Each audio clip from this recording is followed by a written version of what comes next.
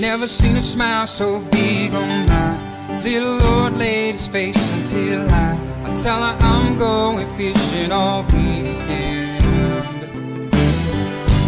Pack up all of my bait and I make plans for 7:45 and I swing around, pick up my date for the weekend.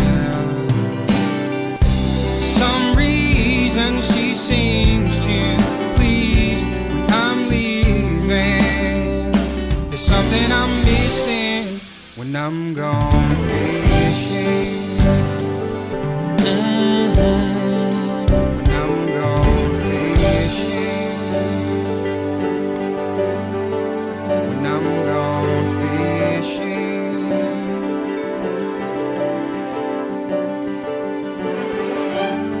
Yeah, baby. Yes, sir.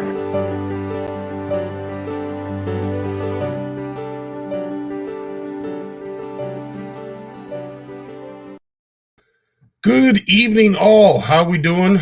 Hope everybody had a great weekend. Hope you were busy fishing. You're out in the water. You enjoyed Mother's Day, of course. Everybody had to spend some time with their mother. One of the most important people in your life. Well, that's just my opinion anyway. Steve Shaw, how you doing, my friend? Good to see you, Adele. James is in the house. Nice to see James. Kevin, all the way up from Manitoba. Good evening to you and everyone else. Walter's in the house. Mike Berenz, how you doing, Tony? Lloyd. Lloyd has made a proclamation that if, in fact, he wins our CFN Signature Series Outdoor Flavor, that he would make the trek to Camp McIntosh. So we'll get to that real soon. Again, hopefully everybody had a great weekend. Thanks so much for joining us. The Leafs have cooperated, and hopefully other teams that aren't affecting you folks joining us. If it is, I thank you for your sacrifice. Thank you for coming. We, as always, will have a show full of all kinds of FYIs, tips, tricks, and techniques, and we're going to get to it as soon as we can. So this is a great episode. If you have any questions or something that hasn't been touched on that you want to have touched on, this is your episode. We will certainly have the time to do that. Good to see you. Rochelle, John's in the house. Christina, yeah, baby. Chris Moore, nice to see you. Corey, all the way out in the West Coast. Jeremy, hopefully you got out and enjoyed some pike fishing on the weekend. Pike mess is coming soon. Yes, I believe it's next weekend, is it not, Jeremy? Up your way. Mike Howard's in the house, been catching lots of trout. Hello, Christine. Thanks so much for joining us tonight.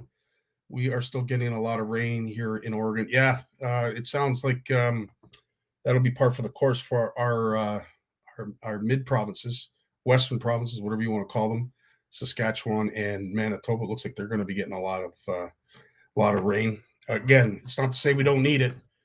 We can certainly do with more of it, unless, of course, you're still up north waiting for the lakes to thaw. Some of the bays to open up.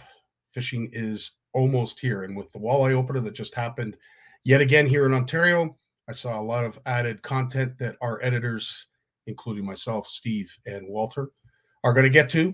But if you could do us a favor, any content that you want to share with CFN and have a CFN edit done for you, please, I'm begging you, put it in the inbox.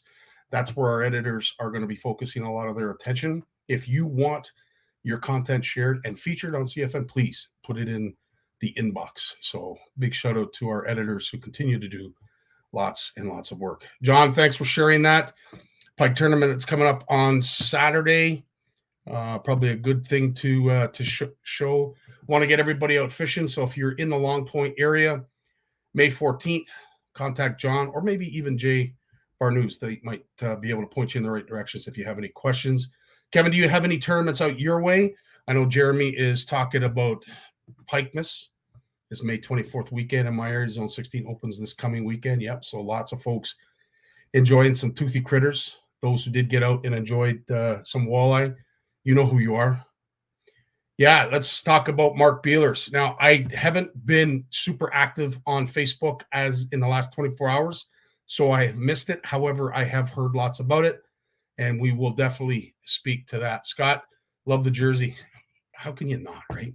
Babs does some wonderful stuff. How's Ed McKenzie? Yeah, baby. Couple things I wanted to mention as always to all the mothers. It doesn't matter. Big, tall, short, whatever.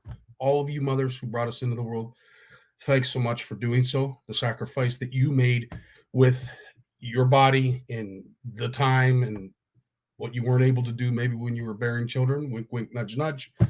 We appreciate that. And as I said, we are constantly reminded too that as quick as you brought us into the world, you can take us out.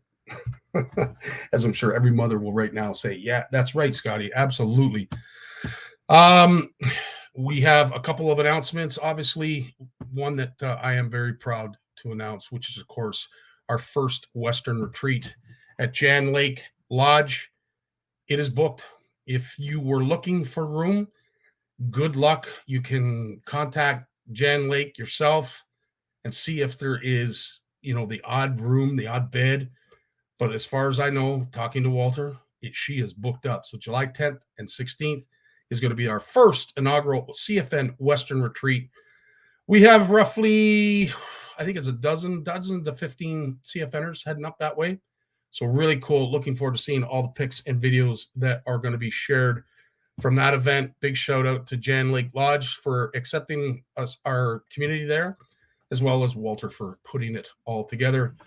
Next on the agenda, of course, is August 15th to the 21st. If you don't know, you're soon going to know. Howard Lake Lodge. Have a look and see what you could potentially be enjoying, or perhaps what you might miss if you don't come. Are you ready?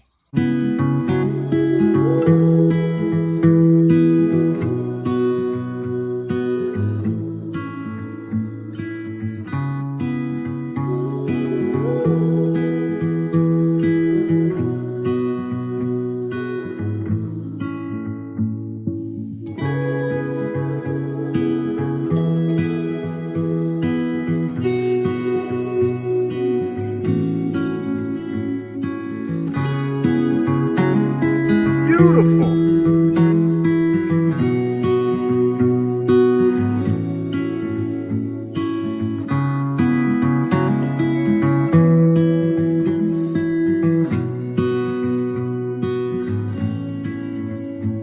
Holy smokes.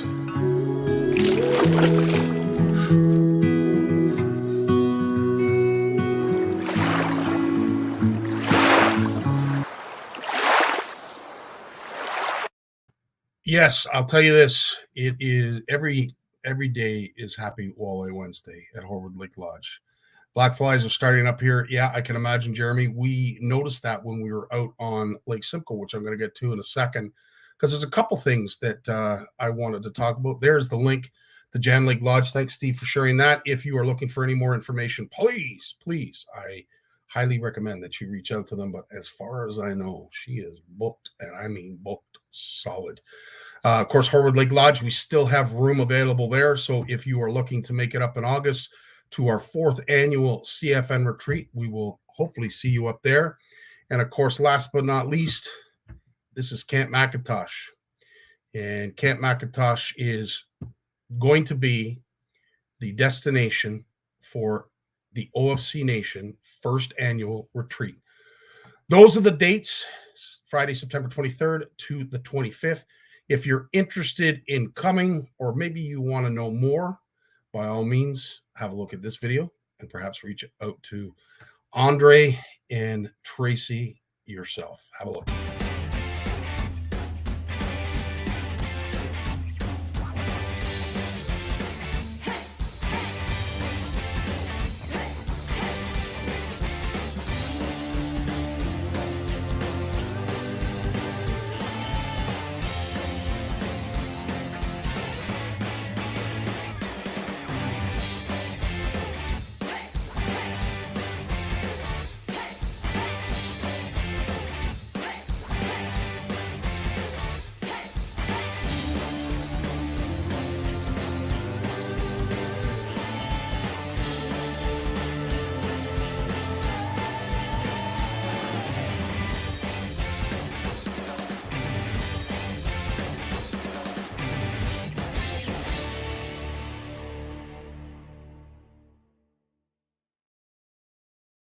Look forward to seeing you there. And last but not least, although there is an announcement after this is, of course, the Outdoor Flavor Signature Series CFN blend. We came up with the name. We've made the post. And anybody that has the ability to make it to Camp McIntosh in September, or perhaps you've already paid a deposit, you can enter. Simply put your name once, only once. You can only qualify once in the comments with a green check mark beside it. Lloyd has done a fantastic job. We're looking for others who are already booked. Perhaps maybe you're on the fence. You're not 100% sure. This is a great way to join us, and it not cost you an awful lot of money to do so. Big shout out to the Shaw family for making this general donation possible to our CFN community. And last but not least, and I promise you that we're going to get to our panel real soon. Mike wanted to remind everybody, Tourney Tuesdays will be returning again tomorrow. What's really cool is we have announced all the teams and all the participants that are going to be participating in the upcoming season 3 of the CFN Fish Off. That is going to be not premium, but it's going to be exclusive to WFN and the Sportsman channel. Obviously, soon to come to YouTube. But if you want to see it first, it will be airing on WFN and the Sportsman channel real soon. And we're really looking forward to it. The episodes look really cool. Mike and his editing team have done a fantastic job. But please join us tomorrow where you find out with season 4 who the participants are going to be matched up against. We have our Ontario teams picked. We have our Alberta team picked, Saskatchewan team picked, and of course our Manitoba team picked. Tomorrow you're going to find out who is playing with who's on each team. Who has the better chance? We're going to obviously ask you that question, Mike and I. Who do you think has the advantage? Who do you like as the odds of winning this and taking it? Because we have some incredible Ontario anglers, but equally some fantastic Western anglers. And I think it's going to be a great show. Season 4. Can't wait to put that together and see what that looks like. But in the meantime, let us go to our opening theme song and our introduction to the one and only Big Jim McLaughlin.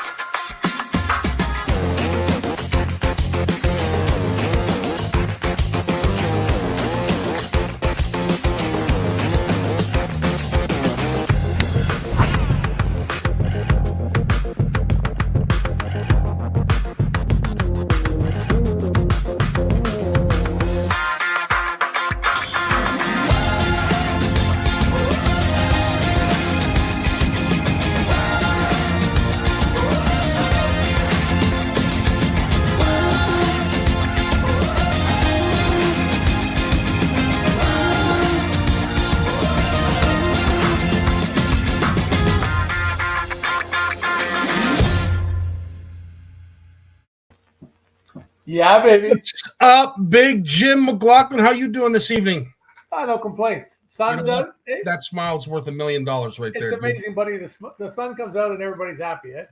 You know, we were talking about that backstage. You know, recently, before opener, it sounded like everybody was getting a little bit of cabin fever. Definitely, there was a negative tone, a lot of stuff that was going on. People had been commenting on, sharing it, doing whatever, but there seemed to be sort of a negative aura.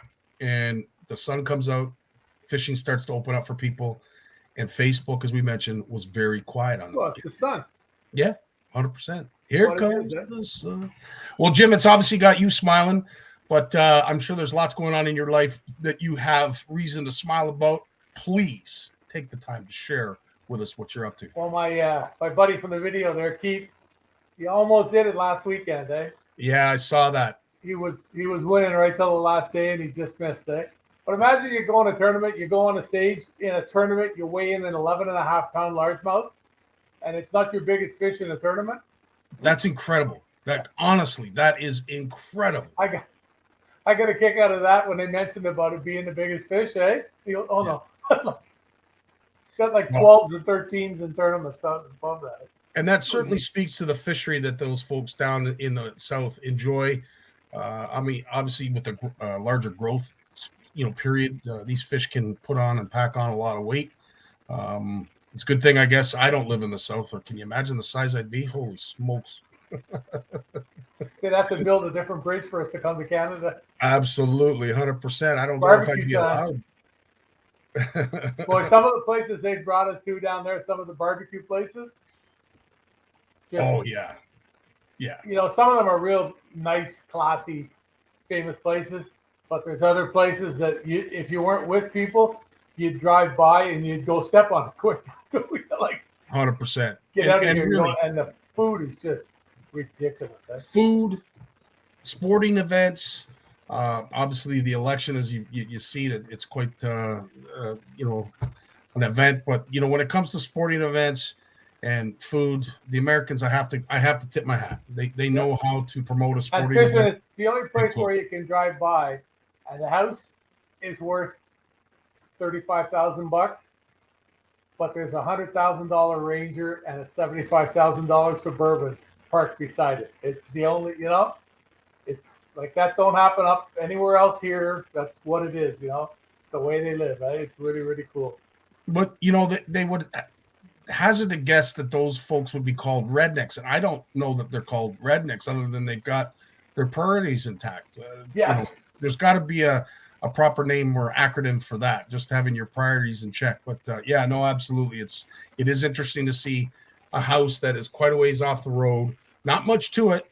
No disrespect by any means, but you've got the boat, the ATVs, the dirt bikes and everything else. They got all the toys. Eh? They got all the toys. 100%. They don't care about the house. The toys, it's the quality of life going on. Eh? So 100%. that's what it is. Hey, I got another good thing here. My kids' event that we do down on the dock here.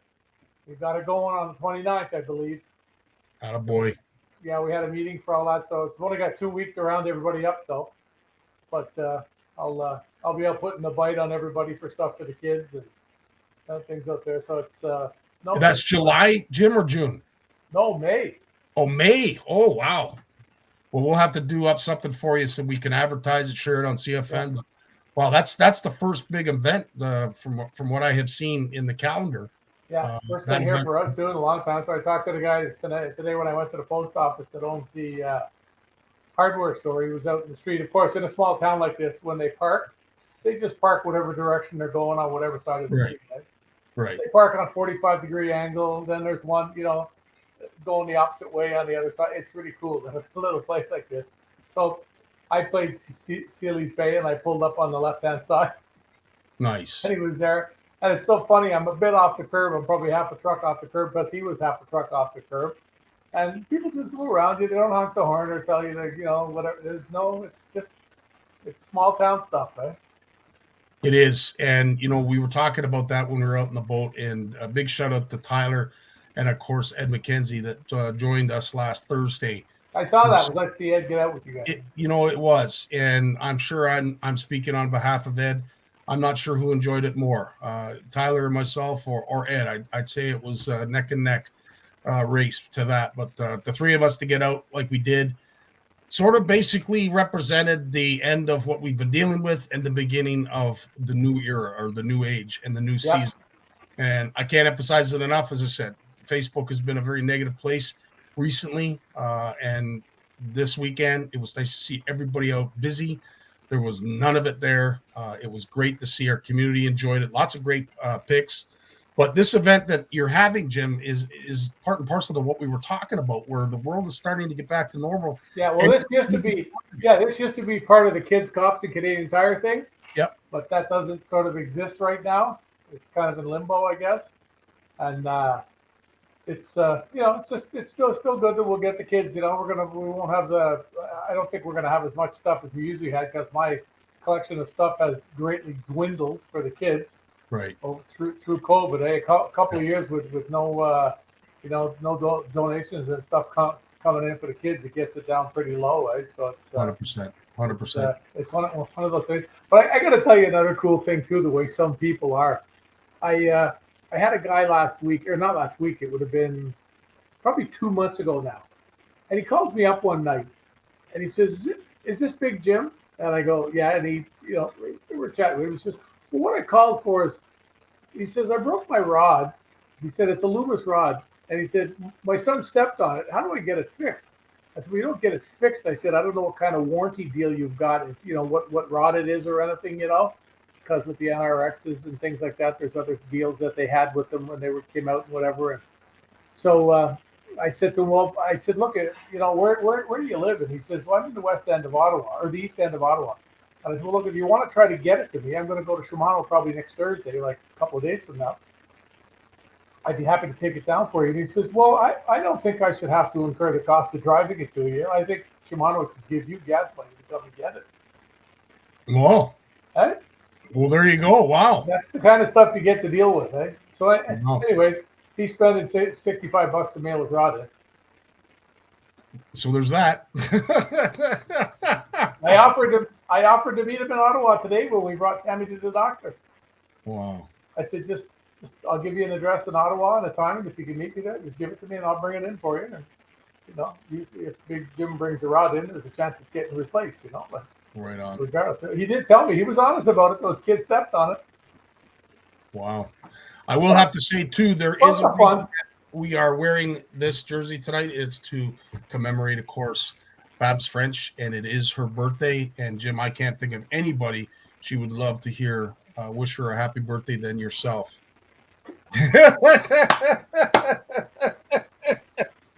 Hock her up, Babs. Here it comes. Happy birthday to you. Happy birthday to you. Happy birthday, dear Babs. Happy birthday to you. Yeah, baby. That's why I fish and don't sing. Nicely done. As I said, nobody could have done it better than yourself. But yeah, wish Babs. I got a haircut too, so you saw that last time, right? Look out, Babs. He's on I the lost prowl. all my strength. I went to the gym. I had a hard time opening the door. The fleece was gone. Now you were saying outside pulling on the door. Couldn't get it open. You were out back, and it sounds like it's still a tough fish in the back part of Sealy's Bay. I have not caught a fish off my back property yet this year. Interesting. Now, what I'm would you totally suggest that bewildered. is, Jim? Is it just because water temperatures are still cold? No, it's not that cold. It's not that cold. There's algae everywhere, and I look at my memories when they pop up, and I was sort of chirping about all this algae like 2.5 weeks ago or so, and that algae is still there. It's hanging on. But I mean, we had a frost warning on Saturday night. Oh wow. Okay. So it's still out there. My buddy Luke there came out, and he fished in a kayak, and he caught a few out in the middle, away from all the algae. There's a little area that's about 8-9 feet deep that they dredged years ago. Yeah. And he caught a couple, but they came back the next day. He caught like 5 or 6 like little dinky dudes, and he never came back. So I wasn't getting them, because it's a great little spot for access, eh? But it just goes to show, every year is different. I was noticing the other night when I was down, there was turtles out. I saw a snake, stuff like that. So it's coming to life. So maybe I'm going to go down for a few minutes. It's just beautiful. It's dead calm here. Leaves are coming out. The rest of the week looks good. But no, it's I'm hoping that with the weather that's coming this weekend, now it just changed today, and I'm hoping it's going to change again because it is only Monday. But they are now calling for rain. But they were expecting like 8 straight days of beautiful sunlight, and temperatures were going to steadily increase. But I think by Friday it was like 24. Yeah, it shows us here on Saturday a little cooler, but it shows Ottawa News. Tammy and I just watched it there. We're having dinner, and they showed the Ottawa being Friday and Saturday, I think it was, or Thursday and Friday is 30 and 31. Really, that warm? Oh, wow.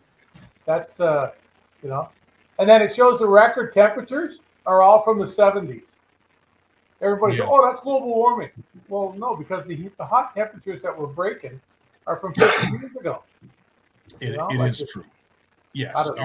Are we changing our environment? I would never argue that we weren't, but the whole global warming It's wherever you are on the fence. If you Well, there's something, there's something there, no doubt about it. Yeah. But like I often say, you've probably heard me say this before. 10,000 years ago, if you were in Algonquin Park, there was 5,000 feet of ice over you. Mm-hmm. 5,000 feet. It's gone. Yeah. We didn't have anything to do with that. No. No. There wasn't enough. That's 10,000 years ago. That's like before the pyramids and everything. 5,000 feet of ice. Yeah. Holy smokes. Close to a mile. That's incredible. That's like real stuff. That's not somebody, that's not like a hocus pocus story. That somebody made up. No, I mean, and listen, Lawrence has attested many times we're not doing a very good job when it comes to keeping the earth clean. No. And it all depends on what science you believe, what researchers, what scientists, what beliefs you follow, what is actually happening in the world. I think it's a combination of a lot of things, but needless to say. I think we talk about weather cycles. Yep. How do we know a weather cycle is 50 years? Maybe it's 1,000. Yep. Maybe it's 5,000. Well, one thing, I had a chat with this about Gord Pizer once, and a buddy of his told him. The guy works at NASA, so he's no dummy. And he told him that every ice age we've had is preceded by periods of rapid warming and cooling. Mm-hmm. And right now we're in what could be perceived as a period of rapid warming. There's no doubt about it. Things are getting warmer. Yeah. Well, at the end of the day, too, we have just talked about the harshest winter that we have remembered in short memory. It wasn't the coldest, but it was a long one, boy. It was a long one, but it was typical for what I remember as a kid. Yep. Do we have those winters on a frequent basis now? No. What has changed that? Yeah, it could be global warming. It could be a whole bunch of things. As Tony mentioned, there's a hole in the ozone that obviously isn't having positive effects on the earth. But at the end of the day, you're right. I hate labeling it like you, Jim, that it's this. And just because for some reason we need a label to understand. If they went from global warming to climate change. Right. Because it makes, I don't know, it sounds more acceptable, I guess. Yep. The climate's changing, so. But the earth definitely goes in cycles, Mike. Yeah, well put. And let me look at all the temperature records from back in the 20s and 30s. Like the 1800s. Like some of these Dust Bowl yes. Yeah, from the 1800s. But needless to say, it is slowly warming the temperatures of our water. And we are starting to see these fish sort of start to migrate to areas that make more sense. I think for some of us and most of us, even our folks out in the western provinces, you're probably going to have to be creative on where you're going to be targeting your walleye come opener. But at the end of the day, hopefully just go look for new weed. I'm telling you. Yeah, you can't emphasize that enough, hey Jim? My buddy said to me today, he was talking to me, and I told him, I said to him, he says, I always fish too fast. I said, you want to fish on the bottom? He went, yeah. I said, where you're fishing? I said, fish with an 1/8 jig. He said, I don't have any. I always use quarters and halves and stuff like that. Yeah. I said, well, if you want to fish slow on the bottom, fish at 8. You have no choice but fish slow. Yeah. And that's one of Al Lindner's, like gospel, comments. Yeah. Fish with an 1/8 jig head because it forces you to fish slower. You're fishing 15, 18, probably less at this time of the year. I'd be looking more probably that 6 to 8 foot type stuff, like maybe 5 to 7 in that range. Most of the time you're fishing, so the 1/8 forces you to fish a lot slower. Yeah, 100%. It's not going to chase the same way. Jim, a couple things that I wanted to mention. First thing, I'm not sure if you're familiar with this product at all, but yep. Bait fuel. I showed you my bottle. I had number 8. Yeah. I had the 8th bottle of that stuff that was ever here. Now, we're not sponsored by Bait Fuel. CFN is not sponsored. Scottie's Outdoors is not sponsored. But the very fact that Bruce Tufts had something to do with this product. In fact, a lot to do with this product. Have you watched the video with him? I have not. No. Oh, I have never seen research on this level in my life of anything in the fishing industry. Okay, because not even close.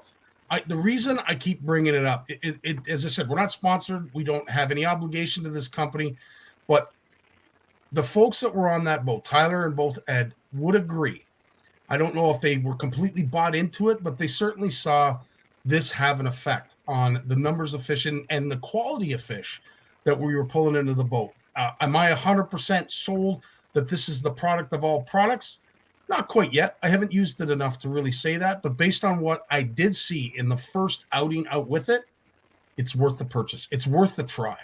And if there's any advice I can give you, which ain't much, with the vast knowledge of fishing that I have, this might be a game changer for you. If you love you have to watch the video with Bruce Tufts.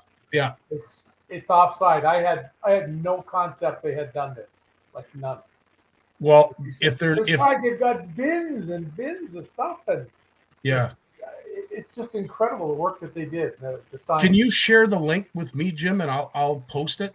Yeah, I'll try. I'll have to Google it to find it, but okay. I'll try to find it. Yeah, it's because as I said, if anybody knows anything about fishing, fish research, fisheries management, you understand what Bruce Tufts has when it comes to his involvement and participation in fisheries management, and he has done a vast amount of research when it comes to fish, what gets them to bite, and he understands from both sides too. He understands as a world-renowned fish physiologist, and as a very successful angler.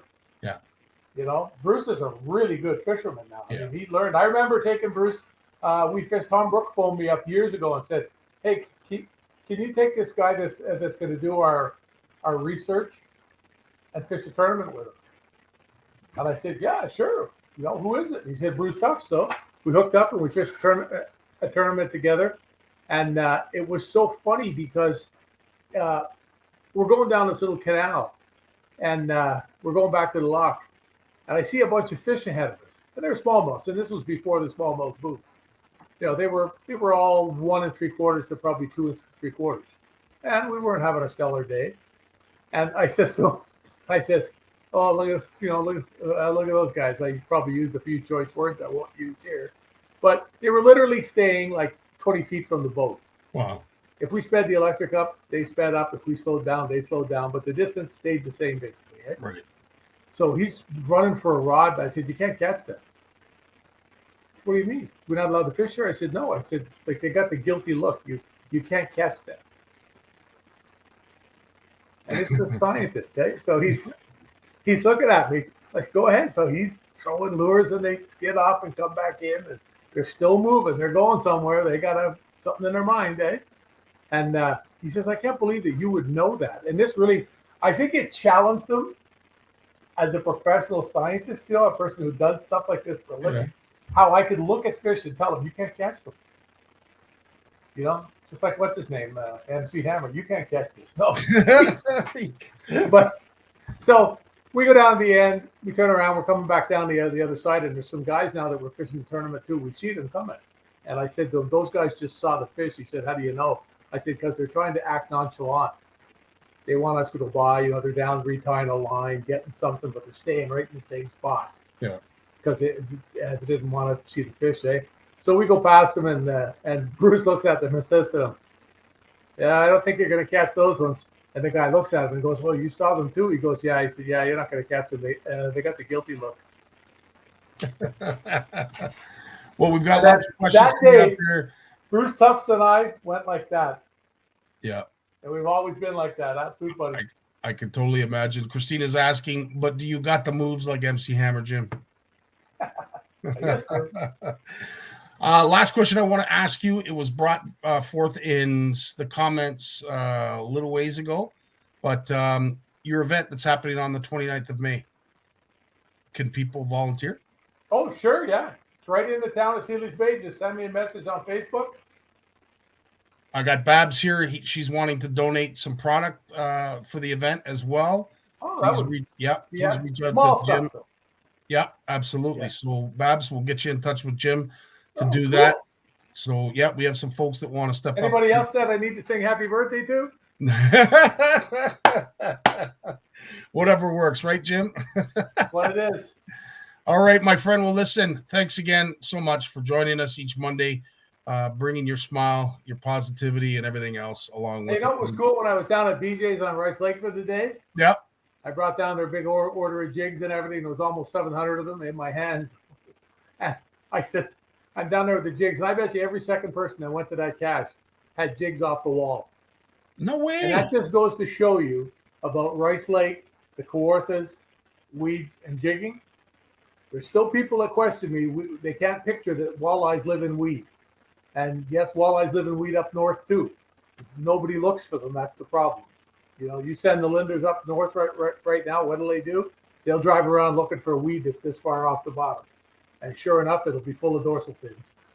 They're all sitting there. It's what they do. You know what I mean? It's what they do. It's really cool. Folks, I think we found out the real reason why Jim's smiling. He sold a lot of product on the weekend. Yeah, baby. And then I'm talking to Bobo, the boss. He brought the young lad Finn down. They came down the store. He had to buy some steelhead floats and sinkers and stuff for steelhead. And I said to him, you know those, like the new Macbeth crankbaits? Hang on.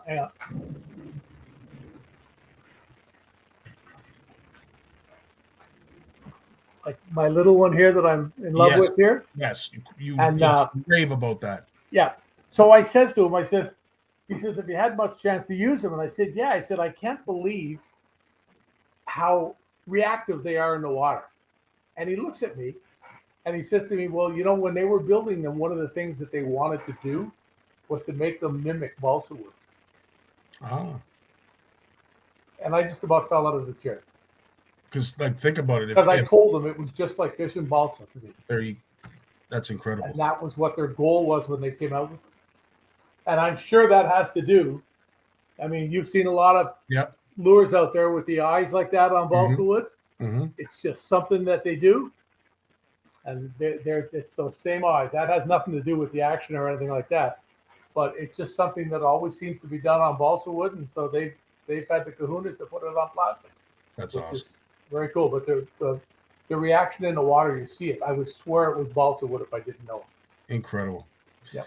Jim, we'll talk about that and much more in the upcoming Mondays, but thanks so much. Enjoy your weekend. Stay safe, and hopefully you catch me a whale out back. Well, I'm gonna have a go at it tonight. I got to go off Thursday morning. I'll be over to Peterborough Pro Tackle with their jigs in time for the Kawartha opener over there.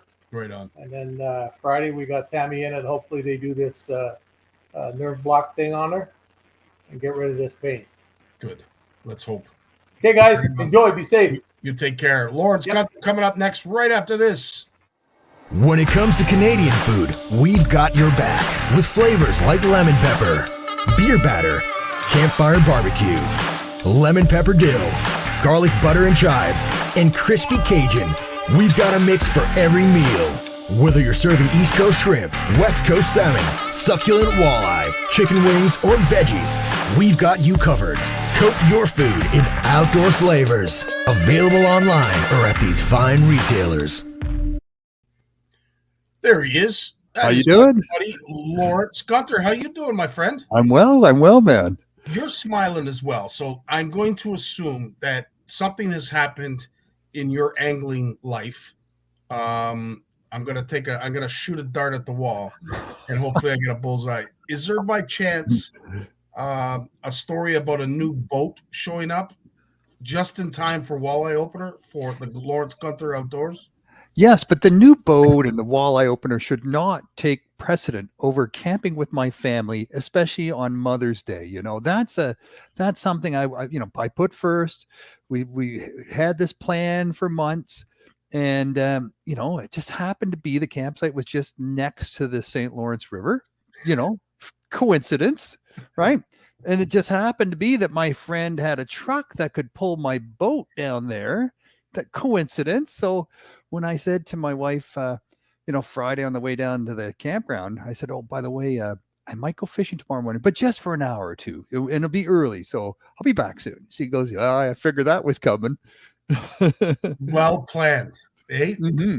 To you, my friend, I tip my hat. You certainly, you've taught us a lot right there. So if you're going to buy a boat, make sure it's right before walleye opener. Make sure that the first place that you take it is a campground so you can enjoy camping with your family on Mother's Day, of all things. All right, I gotta start writing some of this stuff down. That's good stuff right there. Priorities. Right on, my friend. Well, you have been busy in Bluefish Canada land, Tell us Oh, some we of the have. things you're working on. That was the real one of the reasons why I agreed to go fishing that day. And it just so happened that the boat I ordered last January arrived in Ottawa at Orleans Boat World and Sports on Monday, this past Monday, on the 2nd of May. And I was talking to the owner. I said, "Gee, you think you can get that ready for me by the weekend?" He goes, "Let me look into it." And he texts me the next day and he goes, "Yeah, it'll be ready by Thursday." And it was. So, I just had to get it back home and load it up with all the safety gear, life jackets, all of that stuff, right? Get it all kitted out. So that's what I was doing Friday morning early instead of loading up the camper. But I was well ahead on that anyway. So, but the reason I brought it down and I did this is because I got a call from Water Rangers. A friend of mine, Kat Kavanaugh, started Water Rangers about 10 years ago, and it's a program for youth, teaching them how to sample water, how to understand what's going on in the water, what's the water look like. And then she has an app that she created for the smartphones for the parents or the kids, younger kids, and they can enter their data right into that smartphone, and then it appears on a map. So it's things like oxygen level, clarity, temperature, algae, a bunch of things, pH level, but it just gets these young people interested in understanding what's happening in their environment. And we've been kicking things back and forth. And she says, "Lawrence," she said, "you know what? I think I want to work with Bluefish Canada." And I said, "Well, it's good timing. Let's put this together, because kids that need to be citizen scientists, when they go fishing, they're citizen scientists. They're figuring out what the fish are doing, what they're eating, how they're behaving. And part of that is understanding the water. So let's get them some tools, and knowledge on how to use those tools." And she's agreed to put into her app and on her website tools on how to fish sustainably. So when parents and their kids go to the water, they have that as well, those tools on how to fish at the same time, so they can enjoy the water in more than just one way. All that to be said, she had a videographer bothering me saying, "Look, we want to make a video for our YouTube channel." I said, "Meet me down at the Cardinal on the St. Lawrence River for opening day." I said, "It's a real interesting situation there, because you've got, Cardinal is a one industry town. It's this giant cornstarch factory with 17 smokestacks, its own personal railroad system to move product around the factory grounds. This is just a humongous operation right on the shore, right? And the smell, if the wind's blowing the wrong way, can be pretty intense. But the fishing, it's in the bay in front of that factory, can be also very intense. And it's right by the launch. So it's a great place for people to gather on opening day at 12:01 a.m. on Saturday morning. The boats are going in, lines are being dropped. And I thought, this is about factories. This is about water quality. This is about fish, and bringing all that together. So the videographer showed up with his drone and a movie camera, or whatever the cameras they call them these days, and climbed aboard the boat and took him along for a ride. Holy smokes. Well, obviously you've opened up a nutshell here with the Water Rangers group and community. Steve is doing a fantastic job sharing some of the links. But Thank you, sir. Tell us a little bit more about this in terms of, one, the water kits, perhaps the app, and how kids would get involved and take samples in their area. Well, I asked if, the pH level, clarity, temperature, these are all interesting things to track for sure. I said, but I said, anglers, are also often the first on the scene when there's a fish kill. So if we're going to do a kit for anglers, a water testing kit for anglers, I want two other things. I want bottles and stabilizers that you can take a water sample. So if you ever encounter a fish kill, you can take a water sample, stabilize that water so whatever chemicals are in it don't just deteriorate on you, like many chemicals do, right? They just break down over 24, 48 hours, and then it's really hard to decide if there was a chemical there, because all you're detecting after that is the core components, and you can't automatically assume that you put those back together and you get chemical XYZ. So you have to stabilize it. So I said, I want a couple water testing bottles as well.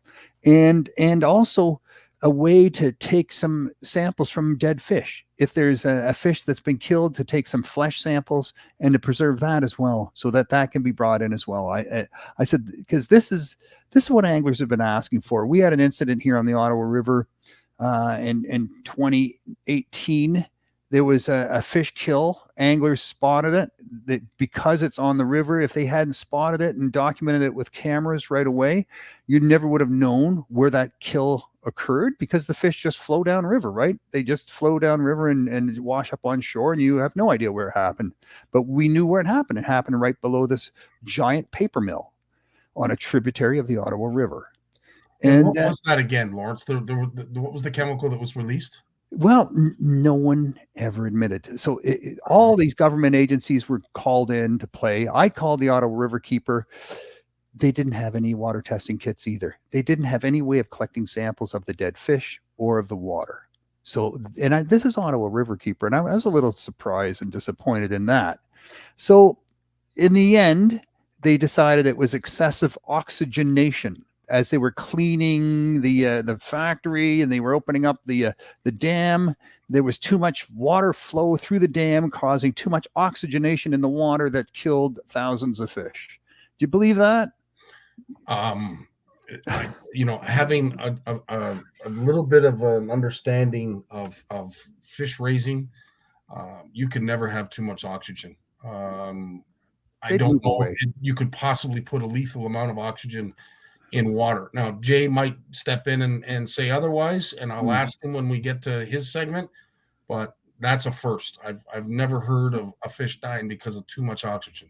And if it was, the fish would have moved up or down or out of that zone, wherever the oxygenation, it wouldn't be throughout the entire water column, throughout the entire tributary, right? And it was, we knew that because it was all species of fish, from catfish on the bottom to bass, to pike, to muskie, to perch. Every species of fish succumb to the poisoning. So I talked to an engineer who spent his whole career working with paper mills, and he said what happens is the anti-algae chemicals that they use and the bleaching chemicals they use, because you have to bleach out the algae to make the paper white, and that means getting rid of the algae in the water. And at some point, these chemicals start to fail, so you have to find a new chemical. And he said what happens is they quite often just dump the chemical, and then they try something else. And if that doesn't work, they'll dump that. So there was 2 fish kills 6 weeks apart. And then, but no one pointed a finger at that, because he said within 36 hours, those chemicals are dispersed and they've broken down. They decompose, yes. Yeah, they've broken down. So he said the evidence, you'd have to take it right away. But he said the way you could find it is if you look at the books of the way they manage the plant. And if you can tell that these fish kills happen at the same time these chemical turnovers took place, you would have the smoking gun. But it's industry. No one looked. Why didn't they look? Who knows? I can tell you, one of the leading scientists on fish biology in Canada, the oxygenation theory, that was reported as the conclusion, he just scoffed at that, and he said, "There's no chance of that." I've never heard of such a thing. That would be the first I've ever heard of too much oxygen in the water. Yeah. But enough of that. At the end of the day, pointing fingers after the fact, it doesn't really achieve much. Our hope is that we don't do it again, right? And that's what this is all about. And anybody that has a pool understands what Lawrence is talking about making sure that you do an accurate investigation on what chemicals are in your water right off the bat, for the simple fact that as you dilute it in water, you start to lose the compounds and the actual makeup of the chemical that you find. Now, this is a great question, and I'm sure not only Christine is asking, but a lot of folks are probably wondering, if you have kids, or maybe you're just interested yourself, where do you go to get these test kits? So they have a test kit. It's about $360, but it doesn't have the chemical captured bottles in it, or the fish tissue sampling kit in it yet. So we're working on that. But you can look at the Water Ranger website, and waterranger.org, I believe. But you Google Water Ranger and you'll find it. And this is something we're going to work on over the next few months for sure. we've got the video. We're doing some joint videos. We'll be launching that to launch the kits as well. So stay tuned for that for sure. Stay tuned. So, and Erica, you jumped the gun. I was going to say the exact same thing. What we need to do as stewards of the land is somehow bring down the cost of these kits. Oh yeah. Because $700 to get our kids involved in water quality and this kind of research might be a little bit too expensive for most. It is. It's sort of targets schools and organizations and groups, and I think it's a little pricey, and it goes up from there. So I'm going to work with her on trying to get a kit that's what anglers are looking for, and what we need as anglers, and I think we'll get there. We'll get there. And listen, nothing is for free by any means. Mm-hmm. Obviously, if you are taking samples of the water, there is time involved. People's time is worth money to do tests on it. Some might say, well, can we not just capture the water after a fish kill and submit it somewhere so that people can do a proper analysis? Well, that isn't free either, but it would be nice to have these kits readily available for groups like the Water Rangers, so that they're not paying an astronomical amount to do some research that's really cool and gets the kids involved. It gets their hands dirty. Oh yeah. And let's face it, any kid that is running into the water at a bunch of floating fish to find out why, I'm in love with that child already. Yeah, absolutely. That's always something we all want right there. Yeah, we all have that inner child in us. When we see that sort of thing happening, we want to help. We want to be part of finding the culprit and the solution. And that's really it, Lawrence. You hit the nail on the head. At the end of the day, we don't come here every Monday to sling ill will or bad intentions or bad thoughts towards anybody. What we try to do is educate and get to the root of the problem. And if we can somehow, some way, get folks involved in the research and again, somehow shrink that disconnect between us and the scientists that are doing the research for us. Not that there's a wall by any means, but let's face it, the anglers would love to have a larger or increased ability to be involved with a lot of the research. And, I think this is a great opportunity, but unfortunately it has a big price tag that is a hurdle. I want to make another observation that's similar. Like a couple more observations on this. First, the fishing technique, how it's evolved on the St. Lawrence River for walleye. It used to be all about bottom bouncing and dragging tubes and jigs and things like that with the current. Now every boat out there, and there was quite a few, all have spot lock, all the GPS spot lock on their trolling motors, and every one of them is just hunkered down just outside the current and looking at their fish finders on the bow and working big jigs with swim jigs on them and maybe tipped with a bit of minnow and fishing. Whereas 2-3 years ago, you'd go and almost all the boats would be dragging bottom bouncers or trolling. And now they're all stationary. And that was quite a change. It's amazing how this technology changes the way we fish and what we do as our sort of go-to tactic, right, on this. And there's a perfect example of that. I mean, I was dragging a bottom bouncer around only because I forgot my jig box. But that's what we had planned to do anyways. So we were just, scooting around and moving around and trying not to get in around too close to these boats. But, we did well, some 21-inch fish. I think smallest was 21 and the biggest was 27 inches. So those, and they were all post-spawn, which I'm happy to say, post-spawn fish, and but big, healthy feeling fish, right? Big, solid fish for sure. There's no doubt about it. It was quite an amazing, there's so many big fish in there. But these walleye, they're putting on the pounds because of the gobies. They're just feeding on the gobies like crazy. The other thing, my observation is before we went down, I said to my partner, I said, check the fish consumption advisories for the river for walleye in that area. Yep. And he said, Lawrence, he said, it's you can eat 4 meals a month of walleye that are 16 inches or smaller, but they don't mention anything bigger. Now they don't say don't eat fish, don't eat these fish, don't eat that fish, don't eat. They tell you which fish you can eat and how many meals you can. And then some it's 32 times a month, sometimes it's 16, but basically it goes to as many as you want, to one every 2 days, to one, 4 a month, to one a week, to, one a month, it goes down. But there was no mention of eating walleye out of that area that were over 16 inches. Now, And is yet, there a slot limit? Like right away comes to mind, there might be a slot limit in place that there's no need to. yeah, no, there you can keep the bigger fish. You can keep some of these bigger fish. And people were keeping the bigger fish. So this is another disconnect, right? You have regulations that allow you to keep large fish. And in those fishing regulations, there's no mention of fish consumption advisories anywhere, not even a link to go look for the fish consumption advisories, not even a mention that these fish consumption advisories actually exist. There's no mention of that in the fishing regulations at all. And yet, they allow you to keep these large fish, and people were keeping these large fish. And these are not, these are excellent anglers who know what they're doing and have, a head on their shoulders. And they all know there's fish consumption advisories, but it's kind of like cigarettes, right? 30, 40 years ago, people knew some people say these cause cancer, but you know what? I don't smoke more than a pack a day or half a pack a day. I'm fine, kind of thing. That's where we are with these fish consumption advisories. That's how we're very casual about them. Very, very casual. And I would say probably more so perhaps now than before. And it's not because of a lack of knowledge.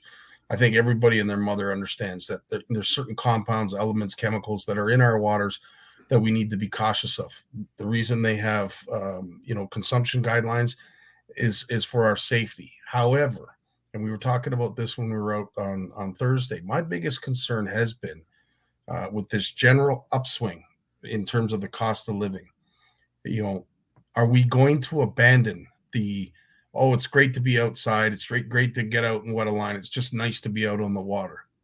If we're going out, we're going to spend the kind of money we are on gas, licensing, boats, motors, trucks to haul it, gear, all that. Are we going out with the same ethical framework as we were back when things were a little bit more reasonable in price? With gas prices going up through the roof, I don't know if all of you were married, but you might have a hard time suggesting to your significant other that knows nothing about fishing, doesn't even understand angling, to why it is that you're going to go spend hundreds of dollars to chase a fish only to throw it back in the water. I'm sure that argument is starting to grow louder and louder. And my biggest fear has been, for the last 6 months anyway, that when things started to open up and fish seasons were starting to open as well, that we would see a more steadily appetite to want to keep fish as opposed to release them. Mm-hmm. And with that goes hand in hand fish consumption, which is obviously something to be concerned about. So it's a double-edged sword. The other thing, you mentioned the economic aspect of it and the food, and, the fact that we have less dollars to spread around. So all of a sudden food security and insecurity are real things, right? So, having food, bringing food home can help sort of the family budget. And there's another aspect too, though. We've been hearing from First Nations communities across Canada, don't play with your food. It's food, right? These fish are food. Just you harvest them. That's what they're there for. Yeah. And the enviros are totally on board with that, right? They're totally on board with First Nations people harvesting fish for food, for social purposes, for celebrations, and for making a moderate livelihood. Totally on board. And First Nations communities point their fingers at anglers and saying, look, fish, if you're going to fish, keep the fish. That's what they're in the water for. So I think anglers are getting that message too, that, hey, you know what? There's the conservation is foremost for all of us, the First Nations and non-First Nations. Conservation trumps everything. But if we can do it, and we have the science that tells us when and where and how to do it properly to harvest, we should think about harvesting, right? It's not an evil thing. No, it's not. However, when it becomes jaded and unfortunately mixed message is when, for instance, both Tyler, myself, and Ed, the three of us went out with the intentions of bringing home some fish, but no more than, even half a limit of one person. To Mhm. think that, and we were sitting there amongst 20, 30 boats. I can't remember. You was talking about spot lock. And of course, I think maybe I saw the odd anchor that somebody was using, but for the most part, folks were going back and forth. And I'm thinking everybody has sonar. Everybody's on top of one another. Can you imagine if everybody spent the 8 hours there? Most boats had at least 2 people in it. Mm. Well, there's 100 fish.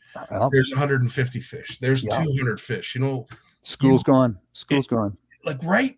Yeah. Right. And that was, I want to say our concern is we definitely wanted to bring fish home. It's not every day that Ed gets to go out and enjoy a day out on the water, especially lately. And we wanted to send him home with some fish, and we did that. But at the end of the day, it was within reason. But my concern as we were fishing there is, does everyone have those ethics? Does everyone think like that? And my guess is most likely not. And an hour outside of Toronto, right? You're fishing an hour outside of Toronto of 4 million people. 100%. That's a lot of fishing pressure. And I'm in Ottawa, and I'm fishing in an hour outside of Ottawa on the St. Lawrence River. So yeah, I mean, this is easily destroyed through maybe greed, maybe just mounting fishing pressure. Look, people, if you look at the last 2 years, the number of people start taking up fishing, it's women, it's visible minorities, and it's young people, and they all live in cities. And that's the big growth area in fishing because of COVID-19, right? It jumped 21%, dropped back maybe a few percent in 2021 based on 2020, but not much. So it's been a big boom for fishing, but these are all urbanites, and they're going to, spread out. So yeah, we need to teach responsible angling, and that doesn't mean filling your limit. That's for sure. Can't be, or we're going to run out of fish. Lawrence is always my friend. Time flies when we're having fun and we're learning lots. I'm going to have to let you go, but in doing so, I'm hoping you get back out on that brand new boat. You find that perfect park spot for the family, and you're able to get out and enjoy some more time on the water. And if you could, send me a walleye pic so we can do an edit for you for Wednesday. We will get that to you. I mean, that 27-inch fish, my buddy said, Lawrence, that's the biggest walleye I've ever seen in my life. And I've caught some bigger ones, but I tell you, when you get a fish that big, it's, I don't even think it knew it was hooked. Just the way it was behaving, it was just swimming around. It wasn't fighting. It was just swimming around. Awesome. Lawrence, as always, dude, you stay safe, stay classy, and we'll see you next Monday. Thanks so much for joining us tonight. Thanks, Scottie. Thanks, everyone. Right on. And here's a word from Jason's sponsor before Jason Barnucz comes up next. The fear of failure is failure itself. The world of science rewards the ones who are willing to try and fail. Because without the courage to embrace failure, ideas remain ideas. But with that courage to fail and to learn, ideas can change the world. J-Dog's in the house. How you doing, Jay? Good, Scotty. How are you doing? Oh, buddy, I tell you, it is a busy Monday night as usual. I love the fact you guys come here and do what you do and share a whole bunch of knowledge and get us thinking outside the box. If for no other reason, I love that approach that, we sort of teeter the line of controversy. I would like to say each and every episode we do is in, the best regards to good taste and respect to others. We mentioned before we went live, recently we've had a dislike towards Facebook and social media for that matter because of the amount of negativity. It was great to see this weekend folks just getting out, enjoying themselves, and I think it's long overdue. But with that, I guess we can lead off where Lawrence and I left off, but I'm a little concerned, Jay, with things going up in price, that the whole catch and release thing might be abandoned. Can you somehow give me that warm, fuzzy feeling inside that we haven't lost that with the current state? I don't know if that's the case, Scotty, or it could be more about just more people out fishing and there's more fish being kept. I think it's a bit of both, there's just more pressure on resources since COVID-19 hit, and that's probably not going to slow down. I think that's the message tonight, is that those pressures will likely continue on our fisheries resources, just as we go into, well, geez, I hate to say it, but we're looking at probably a recession in Canada at some point in the near future. And with the increase in price of food, price of gas, we got to save money somewhere. So, it's funny. Although I shouldn't say it's funny, it's sad with the current state of house prices. And we were talking about this at work today, with that small adjustment in interest. Homes have now started to lose their value from 2 months ago. Can you imagine a home buyer that purchased a house, say, in January or February, that is now possibly looking at negative equity in the purchase of that house only 2 or 3 months into that purchase? I weep for those people, but holy smokes, what a difference a 0.5% will make, eh? Yeah, I know. I feel for people out there just trying to make ends meet, and we're even right now, it's impacting us here. I can tell you right now that the price of gas is beyond our budget. And in fact, dude, like, I've been working from home a lot the last 2 years. Any money that's been saved is going to be gone in gas in the next 6 to 8 months. Yeah. It's been nice to save money, but it's gonna be gone because gas has almost doubled in price in 2 years. Yeah. So, and really, Steve, to your point, did anybody really see it coming? No. Well, I hate to mention the name, but there was one person that predicted it, and he's not very well liked anymore. But that's Donald Trump. But of course, that depends on who you speak to, because sometimes with some people he's their hero. But regardless, he was about the only person that I know of that actually was profound enough and had the cojones to come out and say, yes, you're going to be paying $7 a gallon at the pumps. Well, but Christina made a point earlier that, when you actually do the math, fishing is more expensive. Like, if you, especially with the price of gas now and the other things going up in price, tackle and everything else. And, in the end, I hear people complain, like, people hate it when I do this. Like, people, like, it's $22 for a pound of perch at the fishery here in Port Dover, which is 20 minutes from my house. It's cheaper to buy the perch by the pound at $22 if you include the price of gas. And I'm not saying I'm not going to go fishing and spend money on gas and tackle and things like that, because I'll never do that. But that's the reality, is that even with, you think about those crazy prices, it's still more expensive to catch it yourself. But that's us as recreational anglers, Jay, not to jump in or interrupt. No, can you imagine the pressure that is put on our guides and charter captains when folks are spending what they are on a charter, and having to do so, obviously, because, let's face it, insurance has gone up, gas prices have gone up, with the expectation that I'm not going out there to wet my line. I'm going out there with the expectation that I'm going to have something at the end of this trip. Yep. Yeah. And there's a lot more pressure on all of our guide friends, right? To produce fish, and to maintain clients, because, their rates have to go up as well. Right. Just when you think we get through one storm, there's just one storm after another coming through. So amen. And a lot of sentiments and salutes are coming out to you, hoping you're well, and everybody else in the family's well. Things are going good, honestly. Like, I'll give you a quick update. So I'm just going through a bunch of testing still. I gotta wear this little ring tonight on my finger.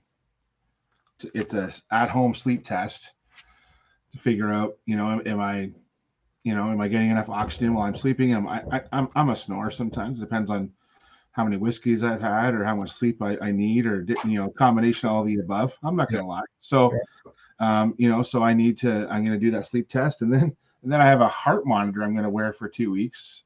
So I was actually thinking about, it's funny, Scottie, like, my job is a mixture of office work and trudging through the bush. So I might take a couple of days off fishing the next 2 weeks to mimic my my field work just to kind of go off for a hike in the bush and track my heart while I'm pounding through the woods. So you know what? Nothing wrong with that. No.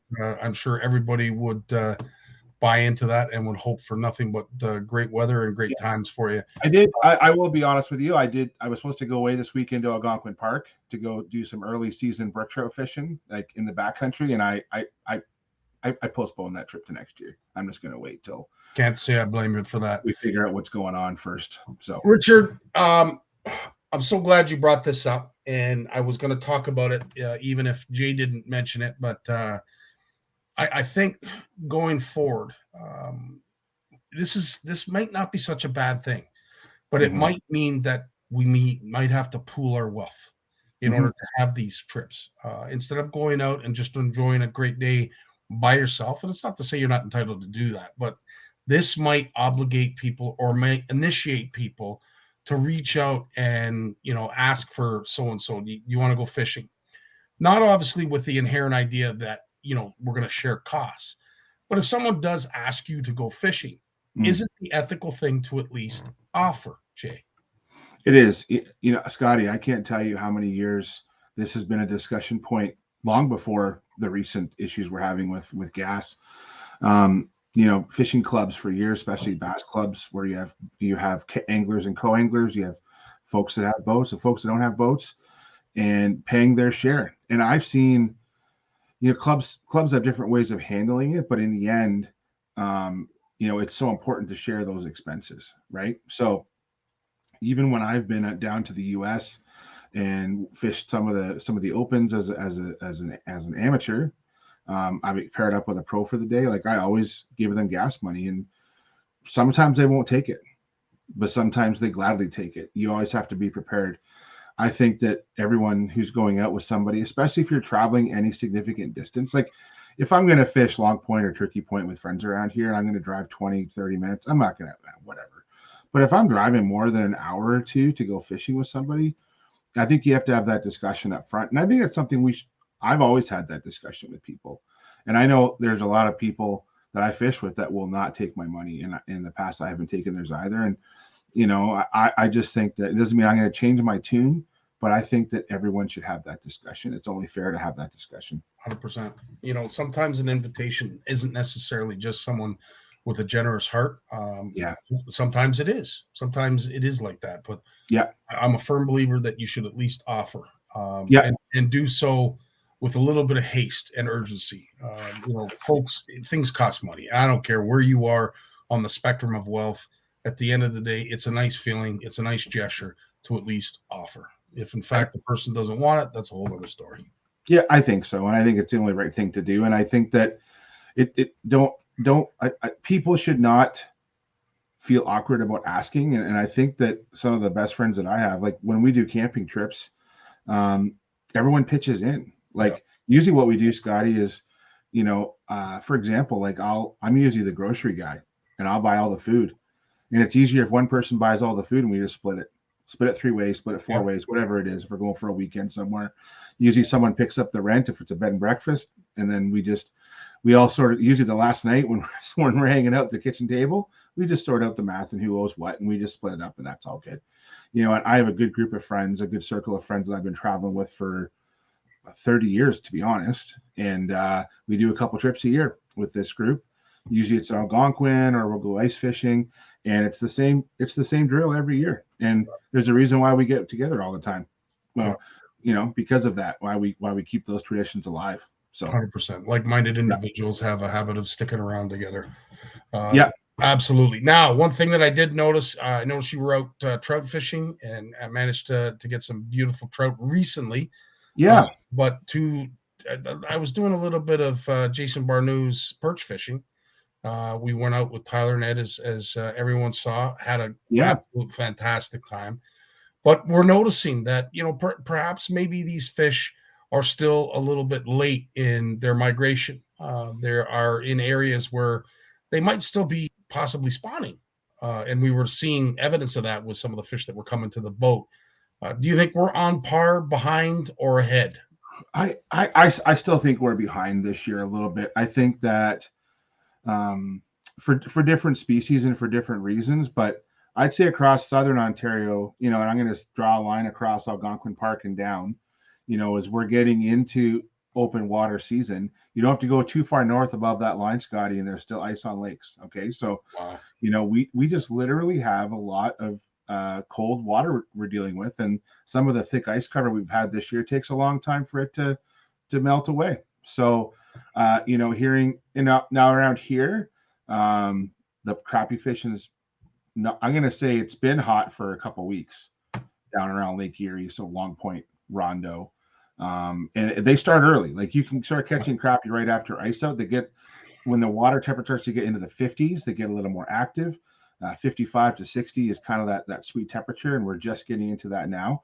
But the perch fishing is getting better. One thing about the Inner Bay of Long Point, perch fishing is great, but we've had a lot of dirty water this year, a lot of wind, and has stirred that water up, a lot of mud coming out of the local creeks. So we're just starting to get some good water conditions now. It's not the temperature so much, but it's been the water conditions. I'm not going to say it's really muddy. It doesn't get muddy out there, but when it's not, it's typically really clear. And when it's not clear, Simcoe's like that too. Like, it's so much, I don't know what it is about fishing. The fish always seem to seek out, most species, especially perch, they will seek out clearer water.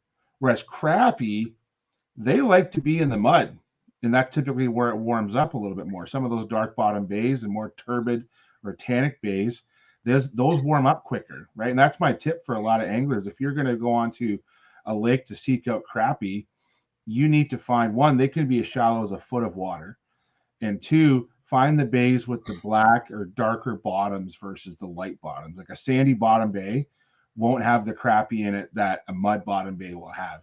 And that has been my experience across their entire range, right? Across southern Canada, right? And I would have to say the perch were behaving like that when we were out on Simcoe, as well, Jay, that you would pitch to the dark bottoms, which of course was in most cases algae growth or some rocks, but any kind of structure, yes, they would congregate too over the sand. They didn't seem to be as active when they didn't have that backdrop to protect them. Yeah. It didn't seem as if that they were biting as hard as when they did. All of a sudden, you drag your plastic over top of a dark area, and you got a hit. Never even saw the fish, but you'd see all of them, because we're only in 15, 17 feet of water. So you could literally see the schools, but it seemed like when you could see them, they weren't as active as the ones that you couldn't. Christina's got a good question about black crappie, or just crappie. So what's target them in the spring? Do they hang around bottom? Well, they typically are bottom oriented, Christina, but what will happen is, one, the biggest factor is water temperature. So on the lake, you're going to look to target them. You want to look for that water temperature getting into the 50s. Try and find the warmest bays. And traditionally on a lot of lakes in the northern latitudes where we all live, try and fish the north side of the lake. The north side of the lake will always warm. So if you have a nice round lake and you have a series of bays around that lake, the bays in the northern portion of that lake will typically warm quicker because they're getting more of the warmer south winds pushing warm water into those bays. So they will always warm up quicker. Because if you get a north wind at this time of the year, and we all have experienced this recently, it could be sunny out. Last weekend, it was like this. It was warm and sunny in the sun if you were protected, but the minute you came around the corner of a building or around out in the bush, the wind would hit you, and it's like, wow, that north wind is just cutting right through me. Even though it's 8 degrees, it feels like it's 3 degrees, right? 100%. And so I think it's so important to find those sheltered bays, but bays on the north side of the lake are always going to warm up quicker. And that's actually something that I learned in fisherman probably when I was Trevor's age, and I've followed that my whole life. So it's sometimes hard to pattern fish on a lake you're not familiar with. So little tips like that regardless of what lake you go to, there's certain things to look for. Now, Christina, the other thing you're going to look for, especially lakes up in your area, and those shield lakes, is some of those crappie will be hanging out waiting to spawn, and they're going to be out deep over suspended areas. And they won't move in. They typically will not move in shallow until the temperature is just right. But they're going to go as shallow as you can go. And don't be surprised that you're catching them in literally a foot of water. And crappie do like to feed up. Their eyes are on top of their head. So traditionally what I'll do is I'll use a tiny slip float, okay, or even a fixed float, doesn't matter. just a nice tiny float that you can cast easily and they can pull it under easily. But you want to have that bait up above the crappie. So if they're only sitting in a foot of water, okay, you're going to want your bait probably 3-4 inches below your float. Okay. And another trick that works really well for spring crappie, if you want to try and locate them in a bit of a stealthy way, on your float, under your float, fish a small swim bait, something with a bit of action or a small grub. And you can literally cast that out and slow retrieve it. So it keeps your bait, even though you got this little float moving across top of the water, it keeps your bait up off the bottom. Because typically in those shallow bays, in those mud bottom bays, you have all kinds of sticks and leaf litter and stuff like that. So swimming a bait, one, it doesn't cast well because it's so small. And two, the float keeps it up and gives you a little more weight for your casting. Great advice. So, Christina, to answer your question, all the above. Yeah. Roll, cast, or jig. All the above would be suggested by Jason. A topic of conversation that we had when we were out in the boat, it actually was on the way in, and I remember it as a kid going up to Lake Simcoe. And I know we've talked about this before, but obviously the fishery on Simcoe has changed. And one of the biggest things that we have seen somewhat disappear is the smelt. You don't get the runs like you used to up on Lake Simcoe, and we can attribute a whole bunch of reasons for that happening. But what has sort of taken its place, whether or not smelt, there are lots of emerald shiners. Mm-hmm. Are emerald shiners the new smelt to Lake Simcoe? I think they're just cyclical. Emerald shiner numbers, smelt in Lake Simcoe are just going through a cycle.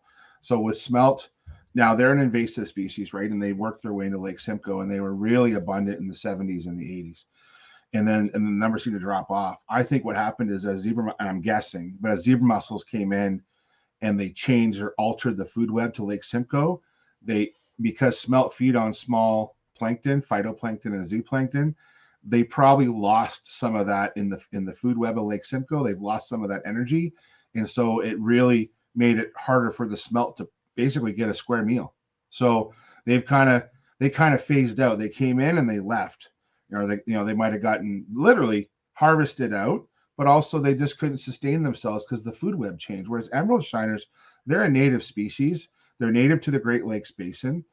They might not have been native to Lake Simcoe like 1,000 years ago, but through introductions and through locks and channels, they've gotten in there, and they do well. They do well in Lake Simcoe. They may not be as abundant as people would like them to be, like for bait harvesting, for example, but you'll never get rid of emerald shiners, I'm going to bet, in Lake Simcoe. They're always going to be part of that forage base in Lake Simcoe. But Lake Simcoe's changed the food web a lot, and we hear about round goby in there now, and so the entire energy of that food web has really changed a ton.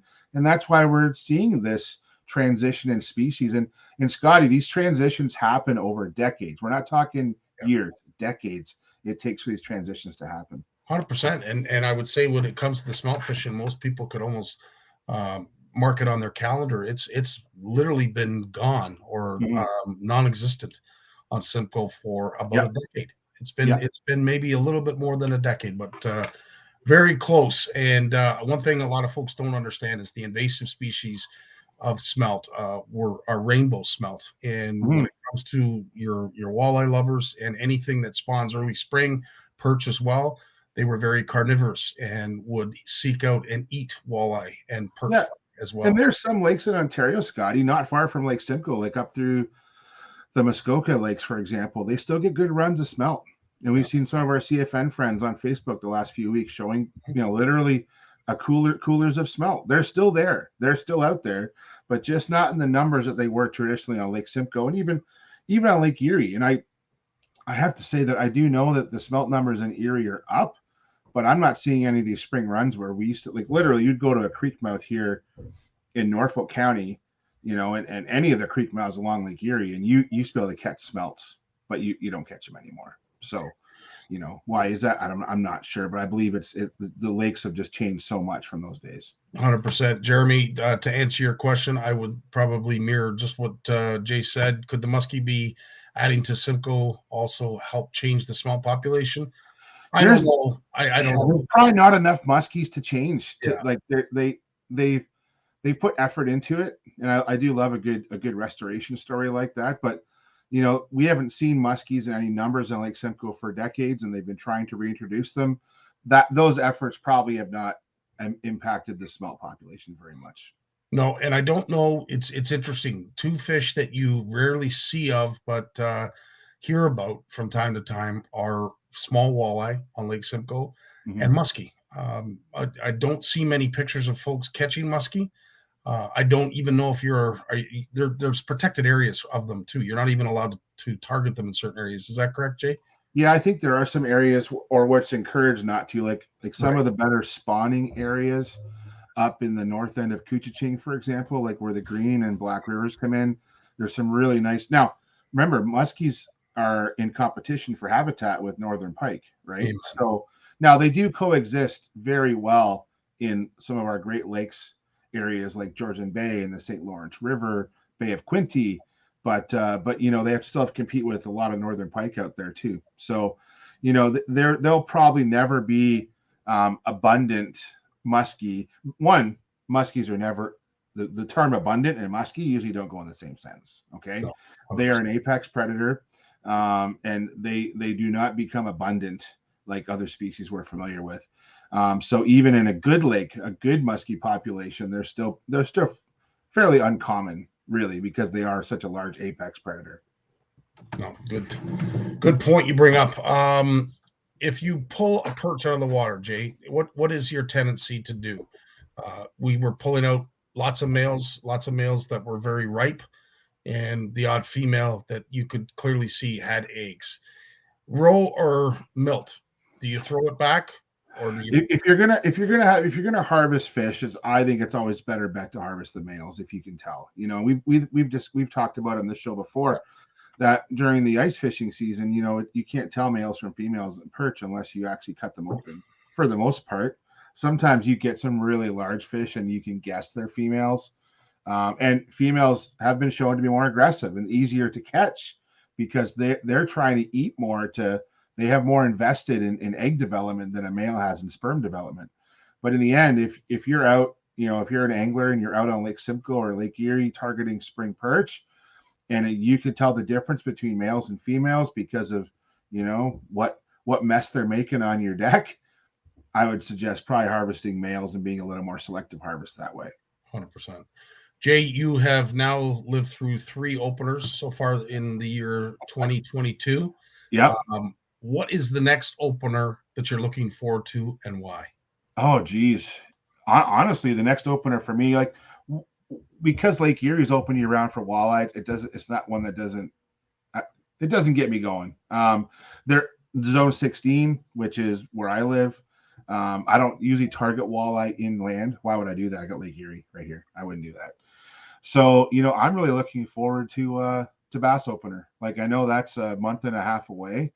But that's what I'm looking forward to, is getting out and doing some bass fishing. There's still lots of spring fishing to do. Just, given what's been going on in my life, I haven't done a lot of trips, and I can guarantee you my wrist was not ready to tangle with some of these big catfish that I'm seeing Alicia and TJ messing with down. I'm very jealous of their catfish adventures, but my wrist was my heart was probably fine. It was my wrist from my procedure that was not going to handle a 20-pound catfish. I'm happier with a 2-pound brown trout out of Big Creek. So, but Amen. You know what? We got lots of fishing to do. In fact, Trevor's been out exploring some local creeks, and he's not even home tonight, man. As soon as he got from school, when I gave him the green light to go fishing, he was gone. No supper, no nothing, just gone out the door. So I haven't heard how he's doing yet, but he's figuring out some new stuff around here. But yeah, it's bass fishing, man, and probably doing a lot more kayak fishing this year, because we know that Trevor got his new kayak last year, and I think that's the way we're going to go in this house too. I think we're going to see investments in kayaks, and we're going to go that route. It's funny, man. 6 years ago, there would have been talk about replacing our little boat with a bigger boat, and you're like, yeah, you know what? For the price of stuff right now, it's like, and it's going to be hard to pull Trevor out of a kayak. It's almost like his good friends fishing kayaks. They're like a little gang out there, right? So it's like, I might as well just do what he wants to do. It's just easier as a dad, right? It makes sense, and it's more economical, and you won't. It is.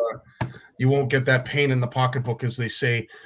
Richard, great question. I will say that probably depends on the body of water you're fishing and where your populations are. Some have varying opinions when it comes to this question.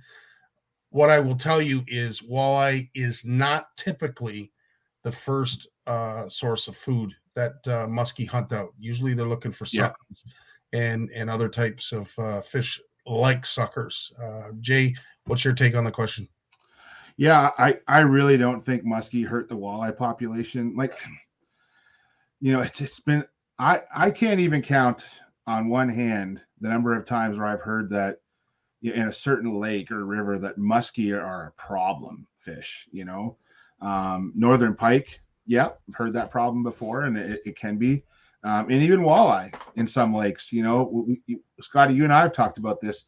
Walleye need management. We usually talk about how there's not enough walleye around, because the reason why people complain is because they taste so good, right? Walleye require very difficult management because they're so popular with anglers, especially in Canada. And so how do we manage that? And a lot of times anglers want to ask questions about, well, if we had more walleye, like if we got rid of these predators or limited these other predators, we have more walleye. Not always the case, because what we need to do is we need to make sure that we have good reproduction of walleye happening and good habitat. So I really don't think muskie will hurt a walleye population. But I've been proven wrong before, because that's the beauty of fisheries biology. Every lake is its own ecosystem, and that's what makes it hard, Richard, is you're trying to manage. Like, let's take zone 18 in Eastern Ontario, right? Look at all those lakes. Some of them are huge lakes, Big Rideau Lake, and then you have like a little tiny lake in Frontenac Park, and both of them have walleye, and we're managing them the same way. But we know the little lake functions very differently than Big Rideau Lake, right? So. Yes, and you have great factions of management or evidences of walleye management out there, as well as all fisheries. But I will say this, and Jay, I will maybe get you to chime in.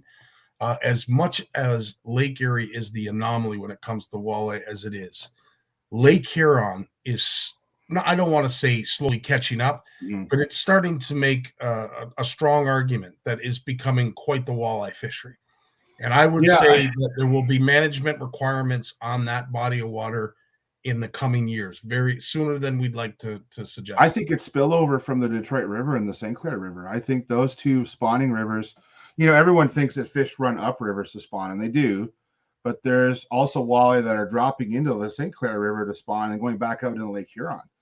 And so you're getting this epicenter of great walleye reproduction in the Detroit River, or it's called the Huron Erie corridor. So you have Detroit River, Lake St. Clair, and the St. Clair River, and you're getting so much reproduction happening with walleye. I'm guessing that it's going to have a real positive impact on the Lake Huron walleye fishery, especially at the south end of Lake Huron. But all I hear is good news coming for walleye fishery in Lake Huron, and the walleye, of course, Lake Erie we hear about, and Lake Ontario is doing pretty well too. So, but the trouble with those big lakes is I was talking with a buddy, a local friend here that we fish with from time to time. It's just getting out there. Yeah. Like last year, we went out quite a bit in June and July, but then come August and September, like, okay, we're all working stiffs, man. I can't go out every day. Well, I swear it blew every Saturday and Sunday, like to the point where you're like, oh, I don't know if I want to run 10 miles, 15 miles out into Lake Erie when it's blowing 35 or 20K gusting to 30. It definitely last year. 2021 was the year of wind. There was an awful lot of wind last year. And I find the wind picks up as the summer goes on. I find that you need to make the most of June and July on Lakes Erie and Erie for us locally. And then as you get into August, September, the wind just gets more and more and more. Next thing you know, you're getting into September, October, and it's fishing season's over because it's windy every day that I want to go. Right. So, yeah. Well, it's just getting started for most of us. And Jay, we're hoping you get out and enjoy a day out by yourself with the family, or however it is you choose to spend that day fishing. Our thoughts and prayers are with you, and hopefully everything goes well in the coming weeks and months. In the meantime, dude, you stay classy, and thanks for spending Thanks, man. a Monday with us. No worries. Thanks, guys. Right on, dude. You take care. And on that note, we have come to the end of yet another Monday show. Thanks so much to Jim, Lawrence, and all of you for coming, spending some time with us, asking some great questions. Steve, big shout out to you, of course, for all the tagging that you do. And again, if you have an edit, please put it in the CFN Canadian Fishing Network inbox, and we will get it done for you. Can't think of anything else that I need to mention. Happy birthday again to Babs French and Fish Whipped Apparel. And I can't think of anybody better to take us out than the one and only Dave Mercer. Take it away, buddy. Well, as much as I hate to admit it, I guess we've run out of time. So I've enjoyed it, but I'm going to do something I haven't done since season 1. Turn out the lights, the party's over. They say that all good things must end.